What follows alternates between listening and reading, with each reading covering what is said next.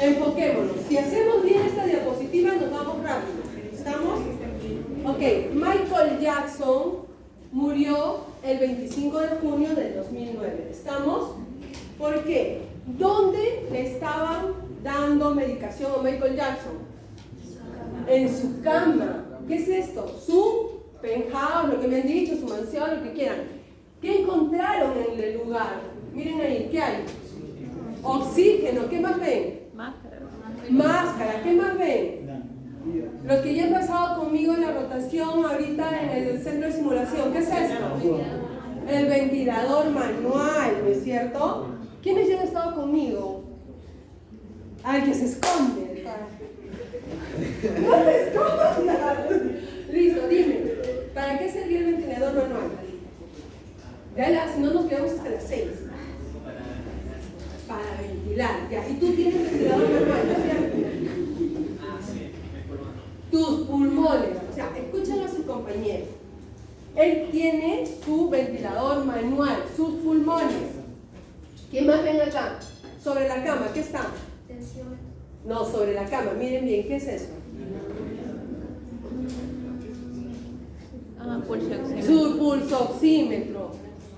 Ustedes, todos ahorita, ¿tienen o no pulsoxímetro? Sí, todititos, ¿no? ¿Cuáles son? Sus ojos, chicos. Entonces, si el que estaba con Michael Jackson, ya, acá, ¿ven? O sea, él tenía todo en su habitación. Y miren lo que encontraron aquí. ¿Pueden distinguir lo que hay ahí? Muchas cajas de propofol, ¿ok? Entonces, Michael Jackson se muere porque estuvo en su casa. ¿Sí? ¿Creen que se murió porque estaba en su casa? No, porque ¿acaso fue la primera vez que le daban anestesia? No, ya habían pasado, ¿el año cuántos días tiene? Ya, y si ya tenía 5 años de adicción, ¿cuántas veces ya había pasado esto? Entonces, esa no fue la causa, ¿no es cierto? No estar en un hospital. ¿Él tenía oxígeno? ¿Tenía un manual, un ventilador? ¿Tenía un pulsoxímetro? ¿Pudo salvarse? Los que ya han pasado conmigo en la práctica, ¿pudo salvarse? Sí, ¿no es cierto? Michael Jackson tenía la droga que me han hablado. ¿De cuál hemos hablado? Del propofol. Pero algo le faltaba a Michael Jackson ahí. ¿Qué creen? ¿Qué faltaba? Un anestesiólogo. ¿Con quién estaba? ¿Quién había contratado? Un cardiólogo, mamá. Ay, qué tontito, ¿no? Imagínense si me hubiera llamado, seguiría vivo hasta la fecha. Entonces, chicos, el problema, entonces ustedes responden, ¿cuál es el problema de la anestesia fuera del quirófano?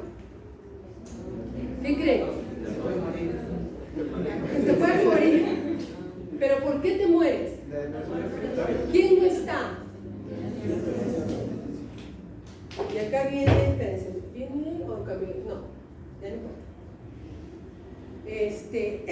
Esta balanza es importante que ustedes la vean. Cuando hablamos nosotros de anestesia fuera del quirófano, realmente todo se resume en una palabra: riesgos. La clase de anestesia preoperatoria que hicieron con el doctor Cruz, él les habló por mí mucho de lo que eran riesgos. No sé si les llegó a mencionar, y por eso se habla del riesgo anestesiológico, ¿no es cierto? Riesgo es la probabilidad que te pase algo, ¿no?, que te va a hacer daño.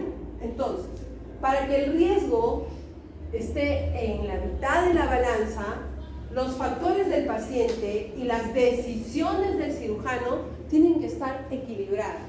¿Listo? Es decir, le dan la medicación, alergias, drogas, historia médica y todas las cosas que vengan del paciente deben de estar equilibradas con el tipo de cirugía o procedimiento, la posición, el lugar donde lo voy a hacer, cómo lo voy a hacer. ¿Estamos? Si hay un equilibrio entre los dos, el paciente tiene un riesgo normal. Pero si los factores del paciente son muy pocos y el cirujano lo ve, por ejemplo, ejemplo, dicen, le voy a tomar una tomografía. Ya, perfecto. ¿Hay algún problema con la tomografía?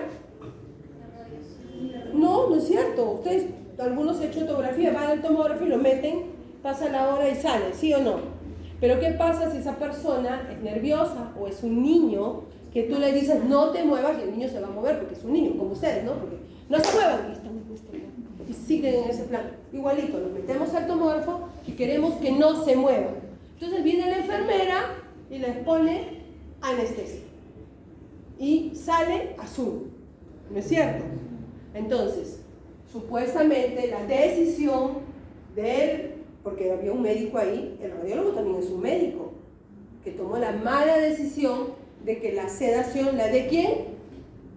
La enfermera. Tomaste mal tu decisión porque el paciente era uno de ustedes que no tenía ningún riesgo, no tenía por qué salir azul, o sea, muerto. Tenía que salir vivito como entró el tomógrafo, ¿sí o no? Pero ¿qué pasó? Tomaron una mala decisión, ¿no? Y en otros casos, voy a hacer igual la tomografía a mi paciente, pero es un paciente que entra boqueando. ¿Por qué? Porque estaba mal, había tenido un ACV y nadie se dio cuenta y lo meten al tomógrafo, no le dan sedación, pero lo meten igual al tomógrafo. Y dentro del tomógrafo, el radiólogo solamente con el tecnólogo disparan y no se dan cuenta que también cambió de color porque la respiración varió y cuando lo sacan también sale azulito. Entonces ese paciente tenía muchas comorbilidades, el procedimiento no era un riesgo, pero no hubo quien lo cuide, quien lo monitorice, que fue lo que ustedes dijeron. Entonces todo esto hace que la decisión que se tome va a poner o no en riesgo a nuestro paciente. ¿Ok? Ahora, por eso, ¿qué vamos a revisar ahora? Sedación, farmacología técnica e indicaciones. ¿Listo? ¿Cuál es el manejo anestésico de un paciente que va a requerir, que requiere pues, anestesia fuera del quirófano, ¿no es cierto? Entonces, yo voy a hacer un procedimiento bajo sedación fuera del quirófano. ¿Cuál es la responsabilidad de quién? Del anestesiólogo. Acá tiene que estar inmerso el anestesiólogo. Entonces, recuerden, no hay sedación que no deba ser dada por un anestesiólogo. Toda sedación, o sea, todos ustedes que les han hecho su endoscopía con la enfermera se han podido morir. ¿Estamos? Todititos han estado en riesgo en algún momento de su vida. ¿Vieron? Entonces, la responsabilidad es dar seguridad al paciente. El manejo analgésico. Ustedes me han hablado de una droga, me hablaron del fentanilo. Debe de haber una comunicación estrecha del paciente con el paciente y sus familiares, ¿ya? Y lograr una adecuada inmovilidad y de buena calidad para que el cirujano o el procedimiento se dé. ¿Estamos? Bien. ¿Cuáles son los principales riesgos y desafíos para hacer justamente una anestesia fuera del quirófano, ¿no? El entorno. ¿Por qué? Ustedes van a ir al dentista, ¿no? Algunos de ustedes les han hecho implantes. Ya muy pronto se los van a hacer, ya están en edad. Bien, entonces les van a hacer los implantes y ustedes no van a tolerar, ¿no? ¡Ay, no! Tráigame un anestesiólogo. Sí, pues, ahora hay anestesiólogo porque ya la gente no tolera. Antes ibas a hacer tu curación, no, ahora todo es bajo sedación. ¿Bien? Entonces, vámonos al consulta. ¿Cómo es el consultorio del odontólogo? Nunca suena. ¿Qué tiene? Un sillón grande y una máquina grande. ¿Y dónde están metidos ustedes? Ahí adentro, ¿no es cierto? Y ahora quieren que te duerma, para que no te duela. ¿Dónde me ubico yo? ¿Dónde está trabajando el odontólogo? Encima del paciente, así como están ustedes ahorita encerraditos en esa silla, en el mismo lugar los tiene el odontólogo, encima los tiene echaditos, tapados sus lentes, la boca metida en la boca, ¿sí o no? Esa es la posición. Y el consultorio encima es del 5x3, o sea, una cajita. Y el paciente quiere que vaya a darle sedación, ¿ok? Porque no va a resistir el procedimiento. ¿Qué necesito como anestesiólogo tener? Un monitor. Ahora les cuento que en el celular tenemos monitor. O sea, mi celular tiene todo. Le pongo el software y lo hago a mi paciente. Entonces, fenomenal. Así que ya tengo el monitor. ¿Qué más necesitamos? Los materiales. Droga, fácil. Llevo mi mochila y mi cartera, nadie la ve. ¿Qué más? ¿Qué tenía Michael Jackson? Oxígeno. ¿Listo? ¿Han visto? El balón ahora es súper pequeño, como ese, no sé qué cosa es, como ese parlante, y jalo con mi oxígeno y mi ventilador manual. Ahora hasta el vaporizador es de este porte, le pongo el cable al paciente y lo duermo donde sea. No sé si han visto las máquinas de CPAP, ¿las han visto? Para apnea del sueño. Ahí le conecto el óxido nitroso y el paciente se duerme feliz. ¿Ya? Y el paciente está ahí, yo estoy a esta altura, el odontólogo ahí, o sea, no tengo... Pero la sala de odontología había sido creada para que esté yo como anestesiólogo ahí. No. Y si hay paro, tengo que sacar esa mesa, tengo que echar al paciente, sacar al cirujano y irme sobre el paciente, ¿no es cierto? Porque el lugar no estaba diseñado para eso. El tomógrafo está diseñado para que yo vaya a hacer la reanimación, vender mi máquina de anestesia. Justamente, por eso son los riesgos para la anestesia fuera del quirófano, ¿sí? Y los procedimientos, pues ahora los procedimientos requieren la presencia de un anestesiólogo, y esto nos varía mucho, ¿no? La posición, la accesibilidad, lo que les he comentado, la vía aérea, o sea, todo es complicado fuera de sala de operaciones. Dentro de sala de operaciones, ese es nuestro mundo, pero también tenemos que ir afuera. ¿Ok? Entonces, ¿qué era la sedación? Lo que ustedes dijeron es administrar fármacos que proporcionen al paciente una tolerancia para un procedimiento desagradable. Doctora, ¿dónde está lo desagradable en el resonador, en el tomógrafo? ¿Se han hecho? Nunca se han hecho, ya. Primero que está toda la maquinita y no te debes de mover. La hora y 20 que está, no te debes de mover, porque si tú te mueves o pestañeas, nuevamente empieza el procedimiento y ahí te pueden tener bastante tiempo, ¿no? Ahora ustedes son chicos colaboradores, entonces no habría problema, pero no se hace uno como ustedes sanito, pues, ¿no? Se hace alguien porque algo tiene, porque está enfermo de algo. Entonces si dices, ay, tengo un tumor en la cabeza, vas a estar tranquilo y no. Entonces el paciente necesita mejorar su ansiedad, la incomodidad, el dolor o la disminución de su nivel de conciencia, ¿listo? Para todo eso nos necesitan a nosotros, eso es sedación. Y según la Sociedad Americana de Anestesiología, toda sedación, ¿ok?, nos debe de ser evaluada y medida.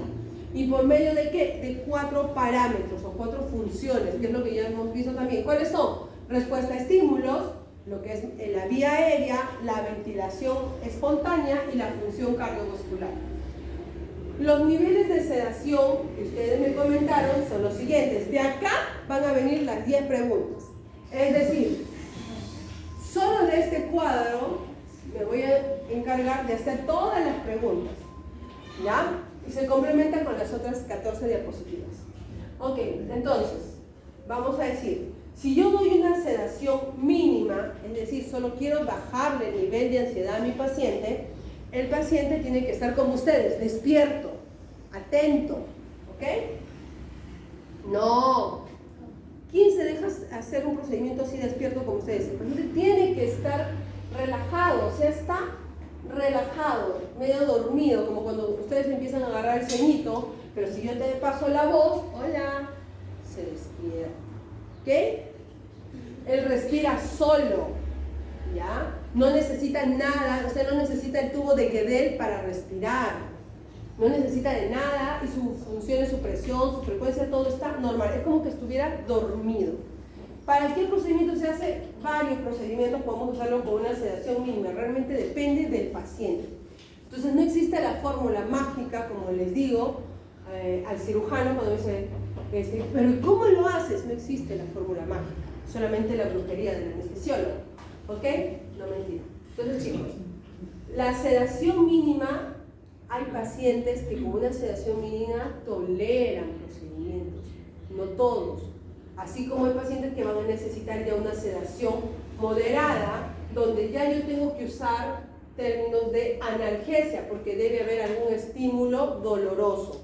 Entonces, si va a haber un estímulo doloroso y ya yo tengo que incrementar otro fármaco para mejorar esta sedación, donde ya comienza el paciente, ya no solo va a tener, o sea, se va a despertar cuando yo le llame por su nombre, sino va a necesitar que de repente el cirujano lo esté hincando, jalando o haciendo algo. Debe haber un estímulo doloroso.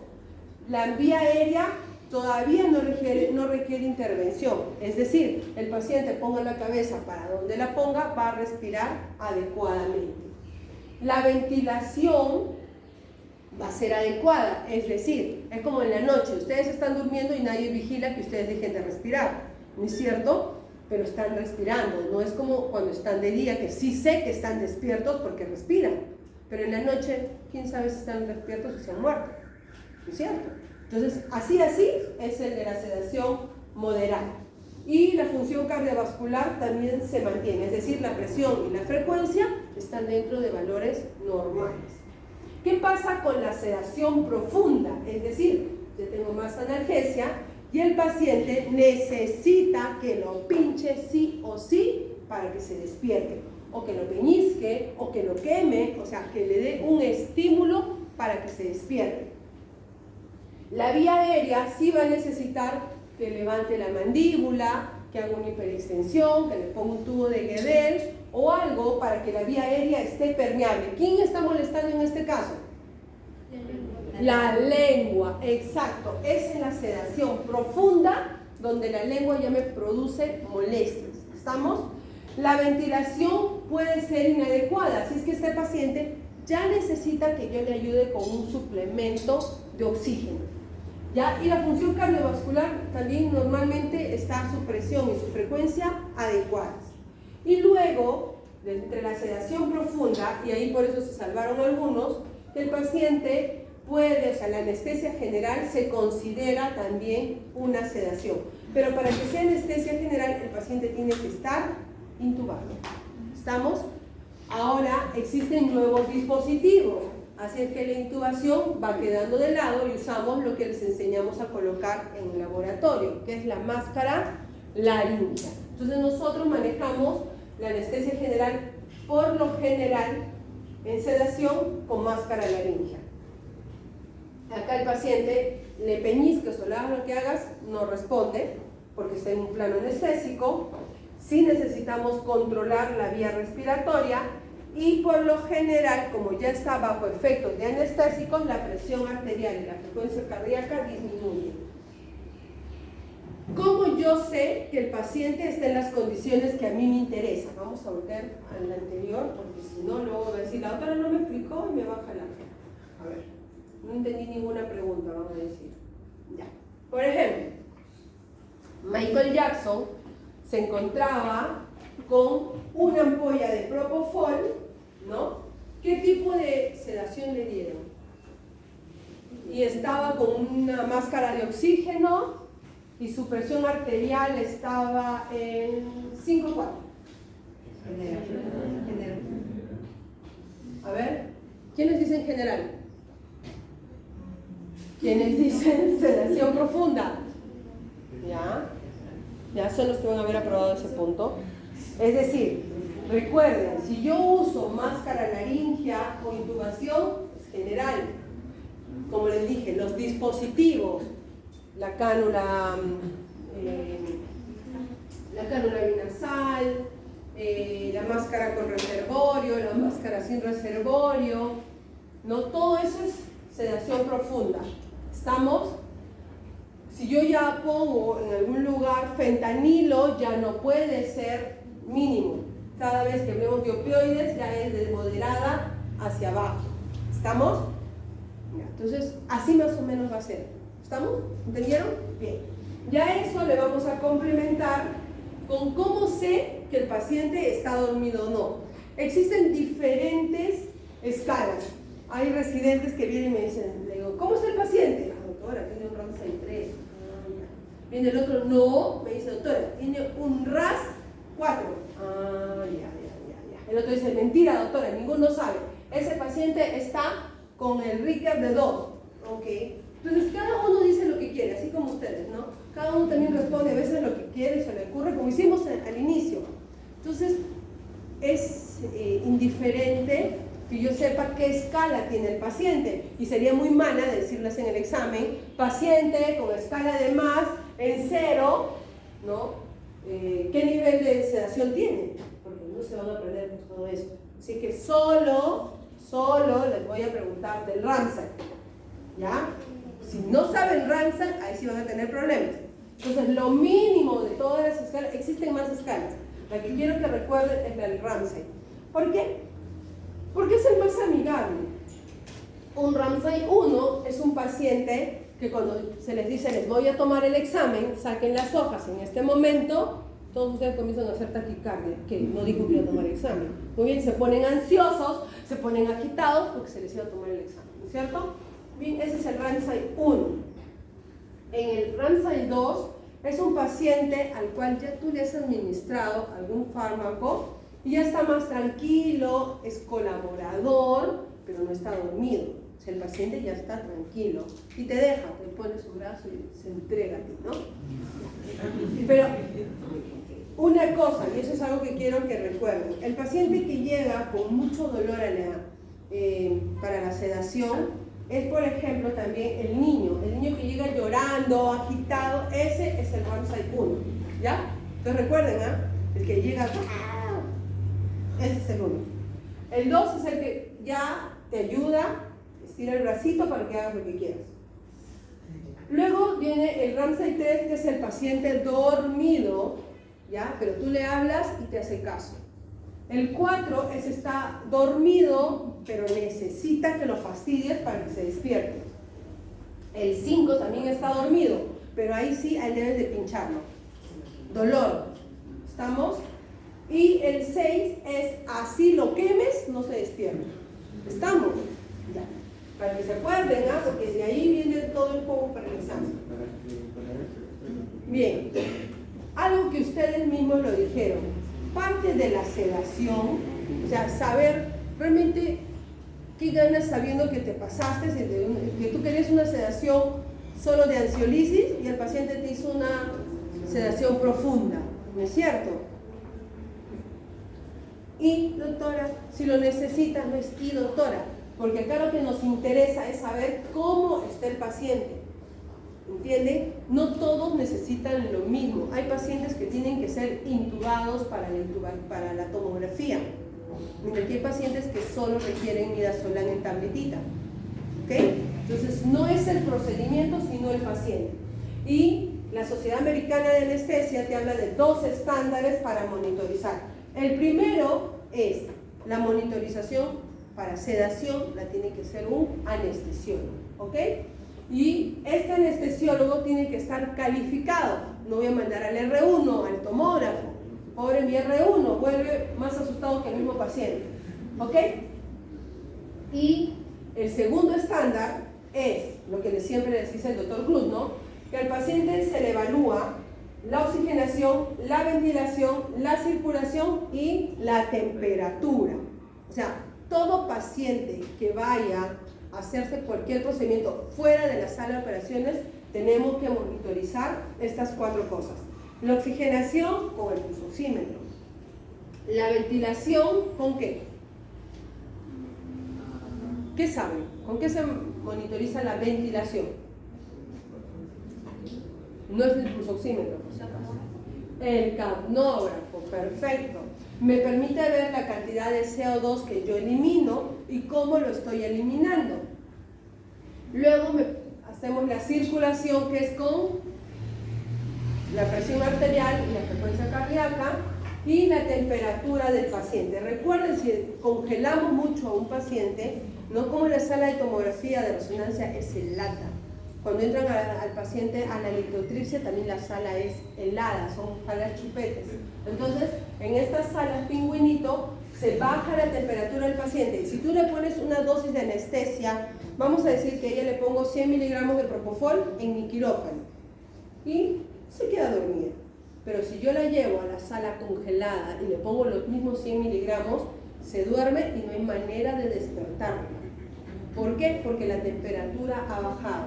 Solo bajarle medio grado de temperatura hace que el medicamento no es que se congele en sus venas, sino que el metabolismo es más lento. Entonces el medicamento se queda ahí paseando por más tiempo en el paciente y la sedación se profundiza. Por eso es muy importante saber la temperatura de nuestro paciente. Hasta ahí, ¿alguna duda? Que ya vamos a terminar, ¿eh? ¿Seguros? No sé, ¿podría volver a repetir la diferencia entre sedación profunda y general? El paciente con anestesia general, ¿qué tiene que tener? Intubación, pero si les dije, si no uso el tubo endotraqueal, ¿qué puedo usar? La máscara laríngea. Entonces, la diferencia de la sedación profunda y la anestesia general es que en la anestesia general el médico comanda la ventilación del paciente. Necesitas una máquina de anestesia o estar todo el tiempo con el ventilador manual. Mientras que en la sedación profunda el paciente sigue respirando. Estamos espontáneamente. Esa es la diferencia. ¿Alguna otra pregunta? Pregunten ahora o yo pregunto. Seguimos. Bueno, lo mismo. Cuando hacemos la monitorización, tengo que ver el nivel de conciencia. Y ahí puedes usar la escala que tú desees. ¿Para qué? Para que sepas dónde está tu paciente, ¿no? Si está en sedación leve, moderada, profunda o bajo anestesia general. Me interesa en la ventilación, en la monitorización, ver la ventilación y oxigenación de mi paciente. Normalmente, ¿cuánto respiramos? Excepto ella. ¿Cuánto respiran normalmente? Su frecuencia respiratoria, que ella ya estaba dormida. ¿Cuánto están ustedes? 15. Ella estaba en 10. ¿Entienden? Cuando yo entré y estaban con el CO2 del salón, todos estaban en 8. Porque ya comienzan, toman aire, lo dejan muy espaciado y eliminan lentamente su CO2. Entonces, si el paciente, su ventilación, la ventilación es la frecuencia, es lo que les explicaba, ¿no? El día que estuvimos jugando con nuestro muñeco y respirábamos el oxígeno de baja calidad, ya tú cuando vuelves a respirar un aire menos calidad, te vas quedando también dormido, ¿no? Entonces, la ventilación, que tiene que ser la inspiración y expiración con una capacidad vital adecuada para el paciente, y si yo lo comienzo a sedar, voy a bloquear a nivel del cerebro. En el bulbo tenemos un centro. ¿Se acuerdan cómo se llama ese centro? Apnéuxico o centro de la respiración. ¿Cuándo se activa? Disminución de los niveles de CO2. No, cuando aumenta el CO2, como cuando disminuye. Ya de que él está disminuyendo en este momento. Entonces, chicos, si el CO2 se incrementa, ustedes automáticamente comienzan a respirar. ¿Qué hacen todos? Todos los anestésicos, sin excepción, lo bloquean este centro. ¿Entienden? Por eso es que el paciente se muere feliz. Porque no se ha dado cuenta que el CO2 se ha incrementado. Ustedes, cuando el CO2 comienza a incrementarse, no se desesperan cuando están en la piscina y no pueden respirar, no sé, me ahogo y saco como sea mi cabeza afuera. Ya, es porque el CO2 se incrementó y ustedes como mecanismo de defensa buscan el oxígeno. Pero cuando están bajo sedación, no, están durmiendo riquísimo, están roncando y su saturación está en 40, ¿entienden? Porque te están muriendo, pero como estás tan feliz, porque no es como las drogas de cuando van a comer sus brownies, no. Mi droga hace que te olvides de respirar, automáticamente bloquea el centro apnéuxico, lo bloquea. Mientras que los brownies trabajan a nivel de los receptores muscarínicos y nicotínicos, que eso es otra cosa. Estamos, alucinas igual, pero es en otro receptor. ¿Ok? Y es importante que lo sepan porque O sea, a mí me ha llegado, por ejemplo, pacientes que están bien stone y tengo que sedarle. Entonces, sí, me dicen, si ya no sienten nada, porque vienen cortados y ellos felices, pero no lo puedo, pues, porque yo lo que tengo que hacer es bloquear justamente su estado de conciencia. Si no, en un mes viene con el miembro fantasma. Me duele, no tengo nada. Lógico, si lo han cortado porque estaba stone y cuenta él serio de que le habían hecho el corte, le habían suturado, pero no, pues porque el nivel de conciencia estaba. En cambio, los anestésicos, recuerden, van a ir de frente a la corteza, van a bloquear este estímulo, el receptor, y el paciente ni cuenta que no respira. ¿Estamos? Entonces comienza a respirar. En vez de 16, baja 14, 12, 4, para. ¿Estamos? Ya. Esa es ventilación. Y de la mano con la oxigenación. La hemodinámica. Igual, recuerden, primero es el paro respiratorio y te lleva al paro cardíaco. Tu frecuencia, cuando se tapan la nariz, cuando estaban bajo el agua, ¿qué es lo primero que sintieron? Su corazón, más rápido, ¿no? Comenzó a acelerarse, pero después se cansa el corazón. Entonces, es como que le has metido a la carrera, cuando ibas en la segunda vuelta, ¿cómo comienzan tus piernas? Ya no jalan. Y el corazón también, la taquicardia se cansa. ¿Por qué creen que les da los calambres? Porque el corazón ya no puede hacer la sístole y la diástole rápido. O sea, ya desaparece en la buena eyección y disminuye la sangre, ¿ok? Y la frecuencia cardíaca comienza a bajar. Le baja la frecuencia cardíaca y ese pobre corazón comienza el infarto y para, ¿sí? Entonces primero es la taquicardia y eso se va a la bradicardia y al paro. Y lo más importante, la monitorización, siempre debe de haber un anestesiólogo disponible. ¿Bien? Lo mismo. Pero acá viene un dato importante y nuevo. Cada vez que se administra sedación, donde sea, debe el paciente luego tener una evaluación post-sedación. Es decir, yo le puse a ella su propofol, ya le sacaron el diente, terminó todo, le digo a la dentista, ahí te la dejo, ya está bien, adiós, me voy. A los 15 minutos me llaman, la paciente está azul. Sí, pues está azul. Porque no esperé que se metabolice el medicamento y no hice mi monitorización post-anestésica. Porque el paciente debe de volver a sus mismos parámetros hemodinámicos que cuando estuvo despierto. Su conciencia tiene que ser alerta, tiene que estar consciente. La respiración tiene que estar como al inicio. No le debe de doler, imagínense ya, la dejo despierta, pero gritando porque le duele la muela, ¿no? Tampoco. Tiene que haber una adecuada analgesia y el paciente tiene que caminar bien, no debe de estar como borrachito yéndose de un lado para el otro. Tiene que caminar ecuánimemente. ¿Hasta ahí dudas? Chicos, ¿dudas, preguntas? Ya. Sigamos. Entonces, toda sedación, sin excepción, el paciente debe de ir a una unidad de recuperación post-anestésica. Ay, no hay plata, que el biodontólogo con el que yo trabajo no tiene. No, pues, si tú vas a dar sedación, tienes que asegurarte que ese paciente pase a otro lugar posterior al procedimiento para que tú lo evalúes. ¿Ustedes han ido a hacerse endoscopía o han acompañado a alguien a hacerse la endoscopía? ¿Ninguno? ¿Nadie se ha visto? ¿Cómo están los pacientitos afuera del lugar de endoscopía? Sentados. ¿Cómo están sentados? ¿No? Dormiditos, los dejan sentados a todos. ¿Alguien los cuida? Y no les cuento cuántas ya se han muerto de eso, ¿sabes? ¿Entienden? Porque los dejan, los sueltan, los sientan a los pobres y están así. Y el anestésico no se metaboliza en 10 minutos. ¿No? Y más aún lo que usan las enfermeras, porque no usan ni revertor ni nada. El paciente puede quedarse 3, 4, 5 horas ahí sentado durmiendo. Estamos. Entonces, ¿eso es correcto? Mira, ya lo aprendieron, ¿eh? Espero que ninguno de ustedes salga en 3 años y luego me vaya a hacer estas travesuras. Muy bien. Entonces, ¿por qué tiene que existir esta unidad? Porque, ¿qué eventos hay? Respiratorios. Realmente, la complicación más catastrófica de dar una anestesia fuera del quirófano es los eventos respiratorios. Hace un tiempo, en una clínica muy renombrada de acá de Lima, el tomógrafo estaba en el piso 2. ¿Listo? Y el anestesiólogo fue con todo para dar la sedación al niño de 8 años.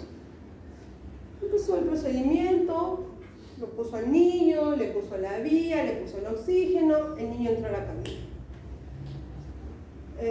Hay medicamentos, y eso es algo cuando les hablo de las vidas medias del medicamento. Tienen que conocer todo eso.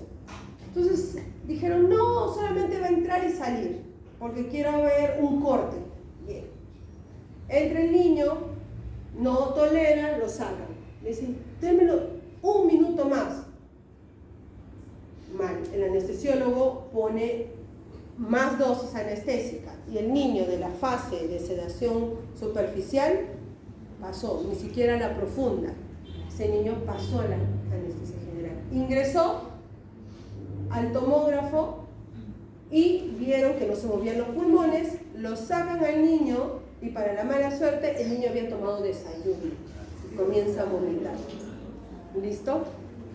Con todo el coche de paro que había ahí, no pudieron hacer nada, estando el anestesiólogo en su cabeza.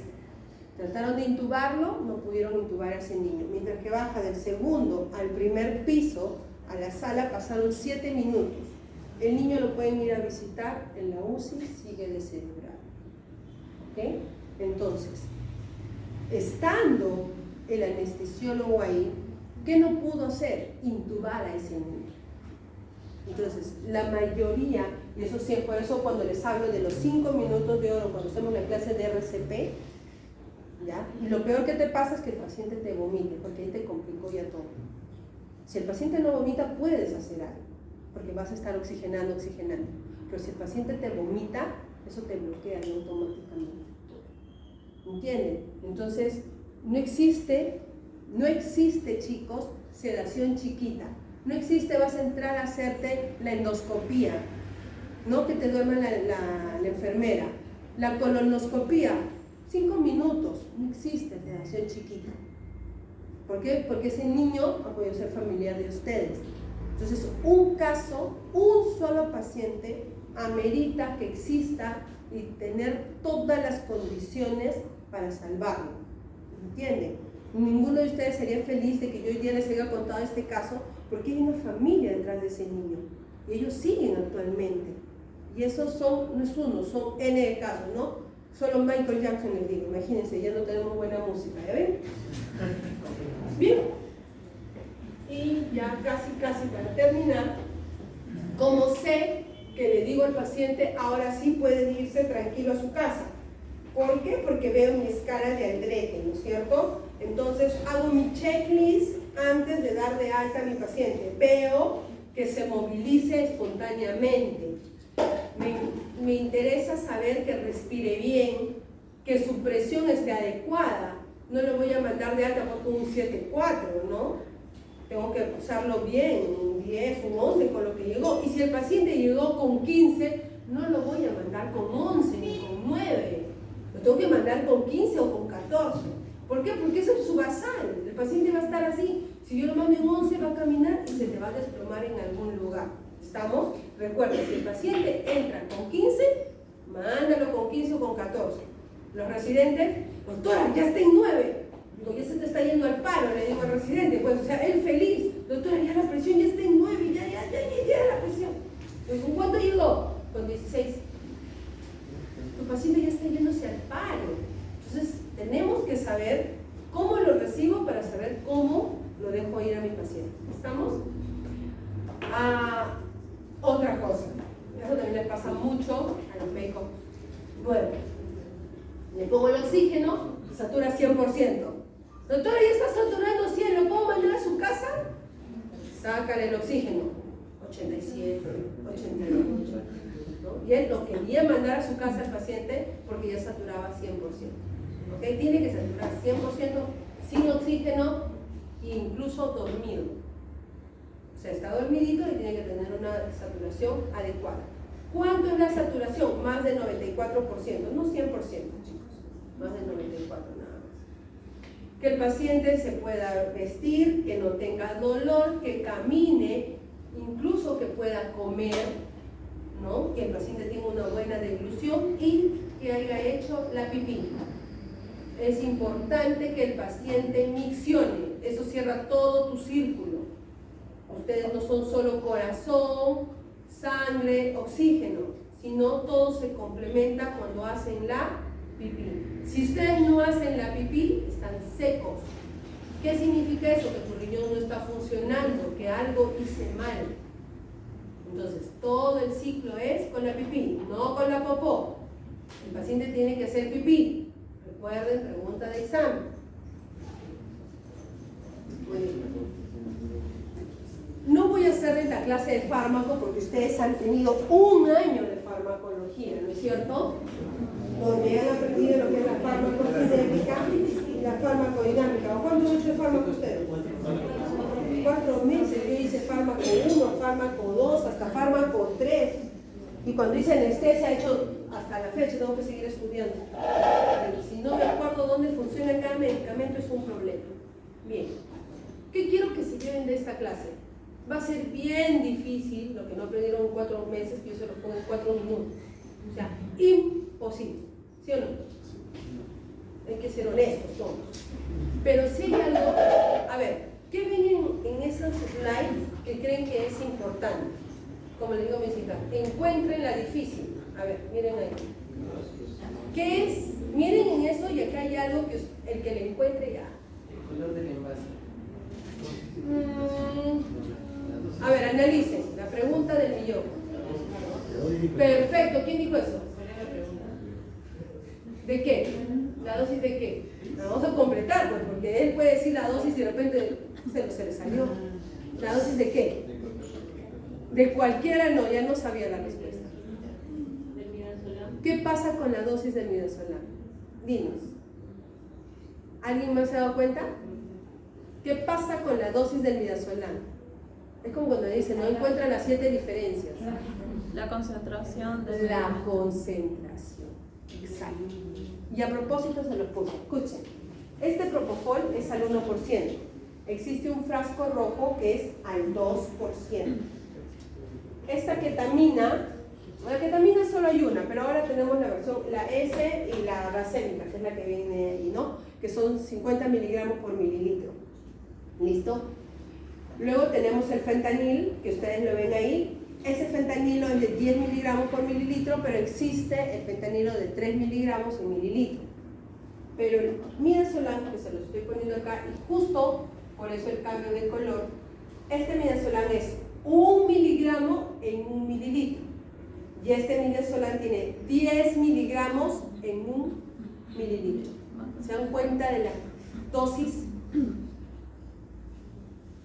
Nuevamente, si yo a Michael Jackson le administré el propofol al 1% todo el tiempo, pero luego me dijeron, oye, porque justo pasó para su mala suerte de este cardiólogo ese año, salió el propofol al 2%. ¿Entiendes? Y como cuando ustedes, cuando hacemos la práctica de anestésico local, se les decía, si la lidocaína viene al 2%, ¿cuántos miligramos viene? ¿Cuántos miligramos vienen en 4 mililitros?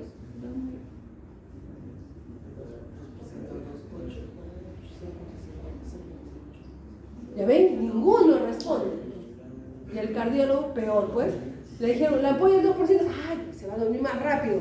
Y le puso lo mismo, en vez de poner los 10 al 1, le puso 10 al 2. ¿Qué significa? Es el doble. ¿Qué le hizo Michael? Paro. ¿Y se le murió? ¿Ya? Se le murió porque usó el 2 en vez del 1. Y por eso se murió Michael Jackson.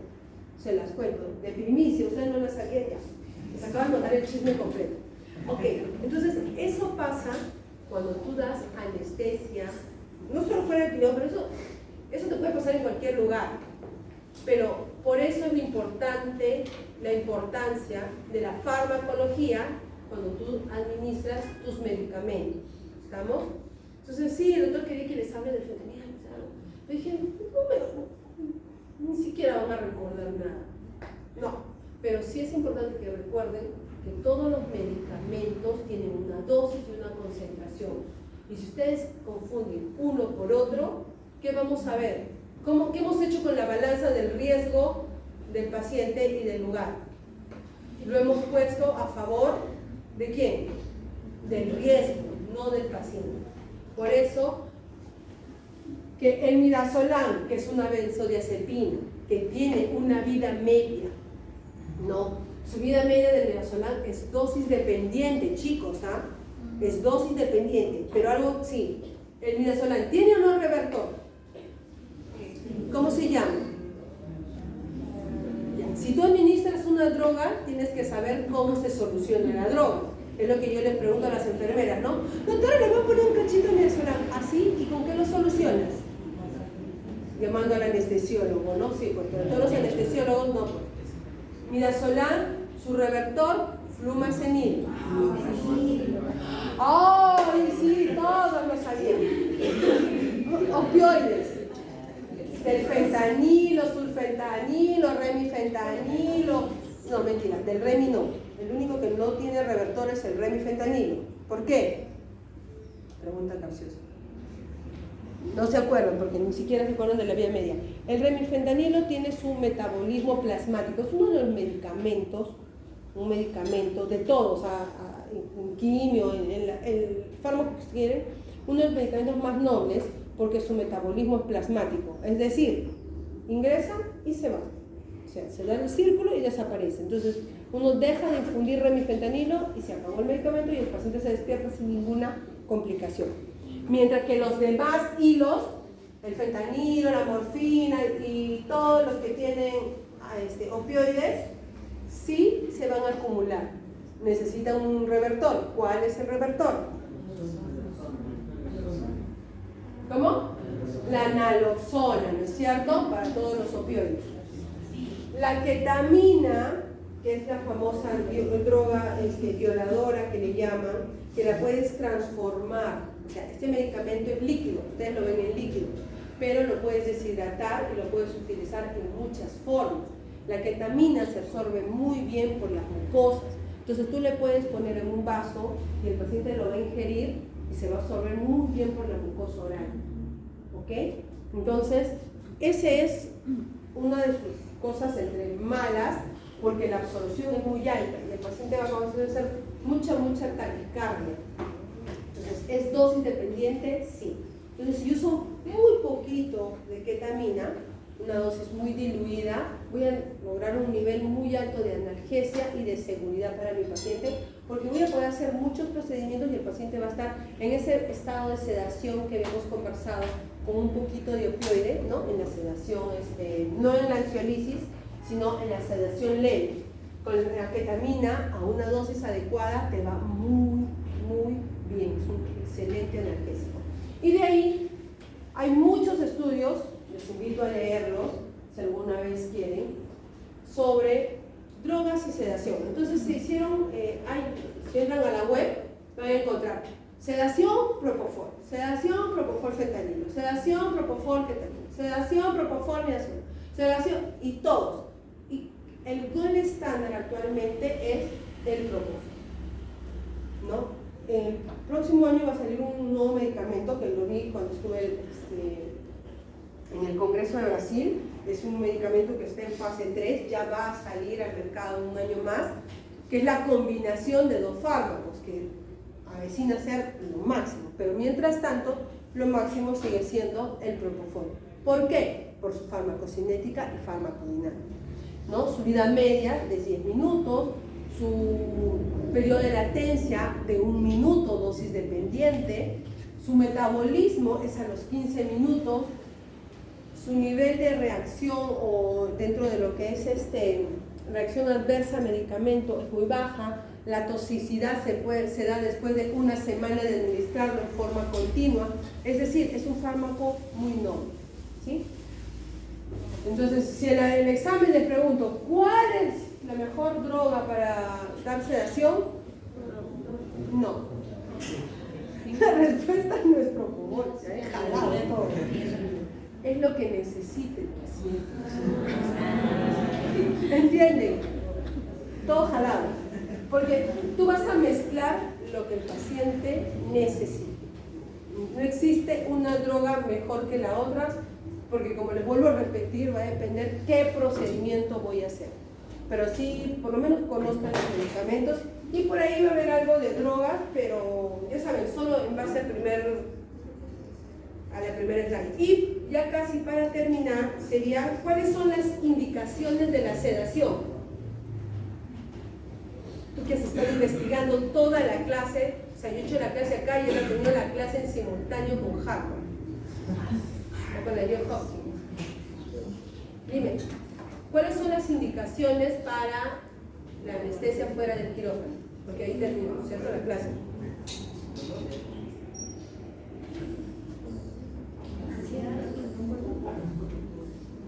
Dolor, ansiedad. ¿Qué más? Procedimientos endoscópicos. Hacer procedimientos endoscópicos, hacer la tomografía o resonancia, odontología con óxido nitroso, oftalmología, ¿no? Y en este caso, el paciente que les hacen las cirugías mínimamente invasivas fuera del quirófano. ¿Quién es el del medio? ¿Qué especialidad? ¿Ah? ¿Quién sale todo el tiempo en las noticias y todo el mundo lo demanda? El cirujano plástico, todos en su consultorio montan su quirófano, ¿no? Ellos se creen ya, pues, que pueden colocar todo al paciente, le hacen, señora, voy a hacer una lipo localizada, le voy a sacar hoy día este brazo, mañana el otro brazo, pasado la cintura, el otro día la cadera, y en cada día le voy haciendo una zona. En su consultorio, con un, como dicen ellos, con un cachito de fentanilo, ¿no? Y el último, o sea, el primer día les va muy bien, feliz, ay, le sacó el brazo. El segundo día también le ponen la misma cantidad de fentanilo, 1 centímetro. El paciente, au, le pongo 2. Tranquilo el paciente. Al tercer día, ya no son 2, porque el au es más grande, le pongo 3. El cuarto día, ni con toda la ampolla, el paciente sigue gritando au. ¿Qué tiene el fentanilo? Hace resistencia. El paciente se acostumbra. Si eso es el tercer día consecutivo y el cuarto día, el paciente va a requerir más. ¿Y qué le pasó a ese paciente con su centro respiratorio?